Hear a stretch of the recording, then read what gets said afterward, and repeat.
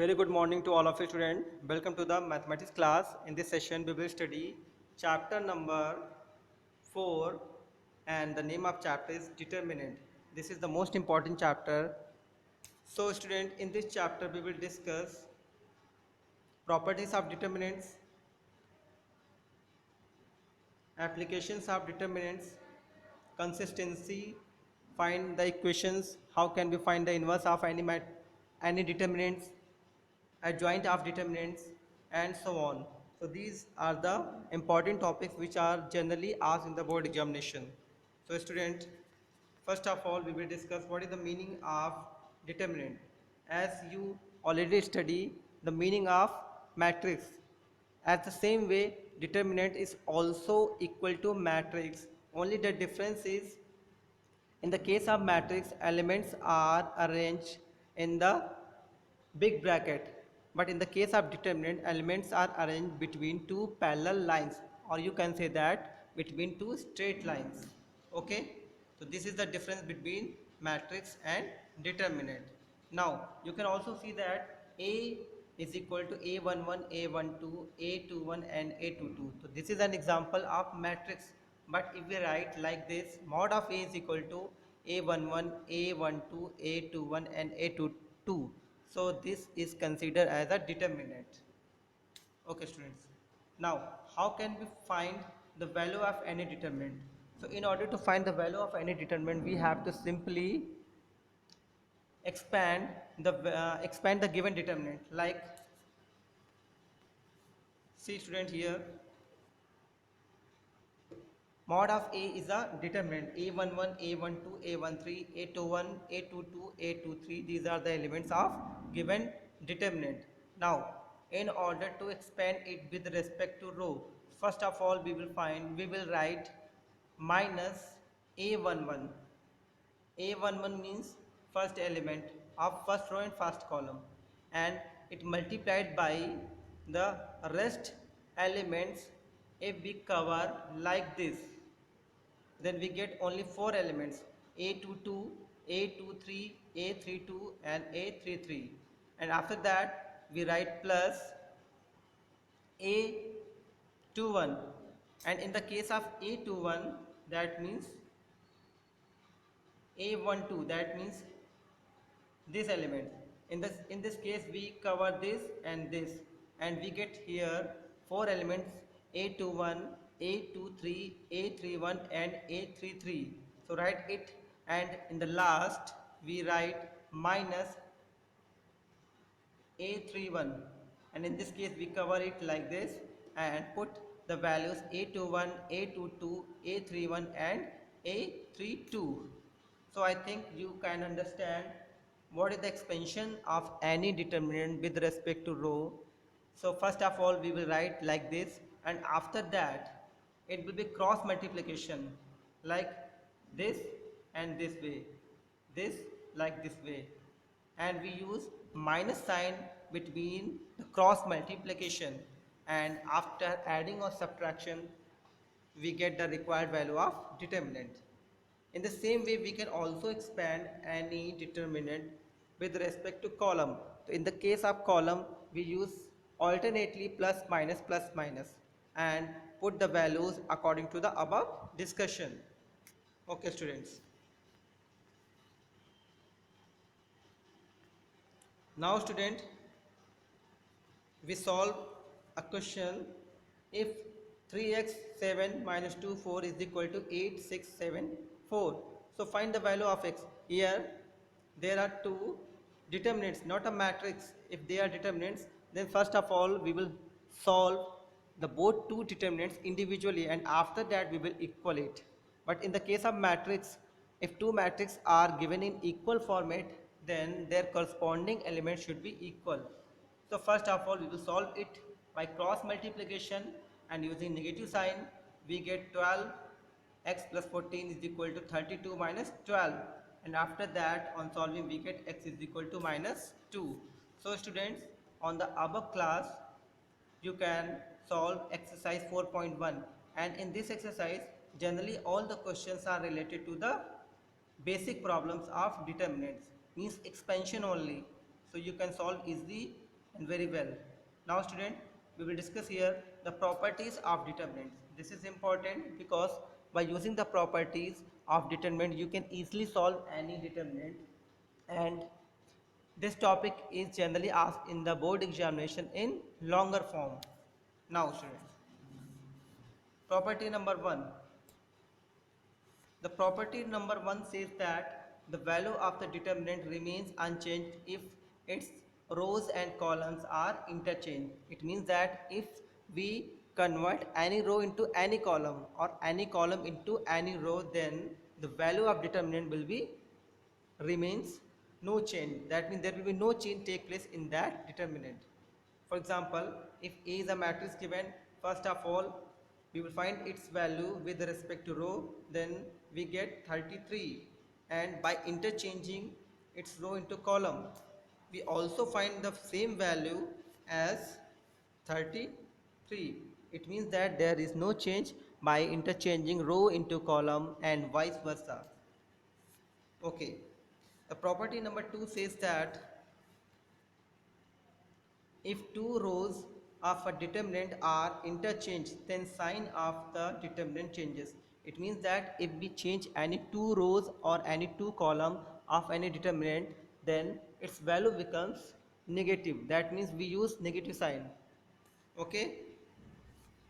Now student, the next property is if any two rows or determinants are identical, then the value of determinant is 0. It means that if in any determinant we see any two rows or any two columns are identical, that means all the elements are equal, then we can put its value is directly 0. You can also solve, see example this, here two rows are exactly equal, so on solving we get the value of determinant is 0. Okay students, now the next property is if each element of a row of a determinant is multiplied by any constant, then its value gets multiplied by that constant. Means if any matrix is given and we multiply any scalar to all the elements, then the total determinants is also multiplied by the same elements. Now student, the next property is if some or all elements of a row or a column of a determinants are as a sum of two or more terms, then the determinant can be expressed as the sum of two or other determinants. Like there is a determinants given a1 plus lambda 1, a2 plus lambda 2, a3 plus lambda 3. So this determinant can be written as a1 b1 c1, a2 b2 c2, a3 b3 c3. This is the first determinant, and plus we can write also second determinant like lambda 1 lambda 2 lambda 3, b1 b2 b3 c1 c2 c3. So this is the property number 5. Okay students, the next property is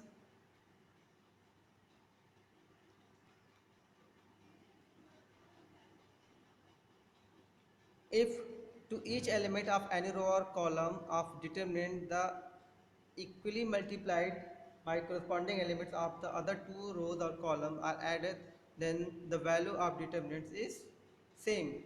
That means if we multiplied by any determinants elements by any number, then there will be no change if all the elements are multiplied or divided. Okay students, so by the above properties you can solve the questions of determinants. Clear? Okay, so student, we solve here one question by using the properties of determinants. So you can see that show that x plus a, b, x plus b, c and x plus c is equal to x cube, x plus a plus b plus c. So first of all we will applying the property on the column. So we can add c1 c2 c3 into c. So we get here, x plus a plus b plus c, x plus a plus b plus c, x plus a plus b plus c, b, x plus b, and c plus c. So taking common x plus a plus b plus c, we get here 1 1 1 in the first column, x plus b b, c and x plus c. So here all the elements are equal of first column. Now we can write R2 minus R1 and it change into R2. The same way R3 minus R1 and change into R3. So by applying this property we get x plus a plus b plus c in one bracket and 1 0 0. If we convert maximum element 0 in any determinant, then the solving process becomes very easily. Now on solving, that means on expanding, we get finally x square in bracket x plus a plus b plus c. So student, the questions in this exercise is generally on the expansion and using the properties of determinants. So you can easily solve the questions of exercise 4.2 and try as much as possible questions, and these questions are simply related to properties of determinants. Okay students, now student, we will discuss here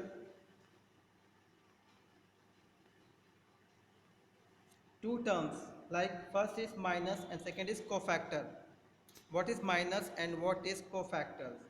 So minus of an element, for example, if we have any determinant 5 minus 6 1 and 8, then minor of 1 1, that means first element, it will be just opposite element, that means 8. In the same way, m12 will be 1, m21 will be minus 6 and m22 will be 5. So this is the minor of all the elements of any determinants. Now in the same way, we can find the minus of all the elements in a determinant of order 3. Now cofactor of any elements. So if we find the cofactor of any element in the determinant, so we have to use sign plus minus plus alternately. For example, a11, that means cofactor of first element of first row and first column, so it becomes minus into m11, where m11 is the minor of first element multiplied by positive sign, and a12 becomes minus m12, that means we use plus minus plus alternately and multiplied by the minus. So you can easily find cofactors. Student, on the basis of above discussion, you can solve the questions of exercise 4.4. Now student, adjoint and inverse of a matrix. This is our next topic, adjoint of a matrix. So in order to find the adjoint of a matrix, first of all we will find cofactor matrix, and after that we have to transpose it and it becomes adjoint of any matrix. Clear it? Okay students. Inverse of a matrix. So student, if we want to find the inverse of a matrix, so first of all we have to find the adjoint of a matrix, and after that divided by it by the determinant, we get the inverse of a matrix. So see question number 1, find the adjoint of a matrix. There is a matrix given. First of all we will find all possible cofactors. So here the set of cofactor matrix is this. This is the set of cofactor matrix. Now transpose it and we get the required value of adjoint of matrix A. Students, see example number 3. Here we have to find the inverse of a matrix. So first of all we will find the adjoint of a matrix. So in order to find the adjoint of a matrix, first of all we have to find the cofactor of a matrix. So a11, a12, a13 and a22. So the set of adjoint matrix will comes adjoint of A equals to 5 minus 2 minus 4 3, and transpose of it becomes 5 minus 4 minus 2 and 3. Now students, A inverse will be equal to 1 upon mod of A into adjoint of matrix. That means we simply divide adjoint of matrix with the mod of A, that means the value of matrix, and we get the inverse of a matrix. Okay students. So students, On the basis of above discussion, you can easily solve and find the value of adjoint of any matrix, transpose of any matrix, and also inverse of any matrix. And the questions which is related to inverse of any matrix is generally asked in the board examination in a long form. So students, revise all the questions, all the formulas, all the process, and do as much as possible questions. Thank you very much.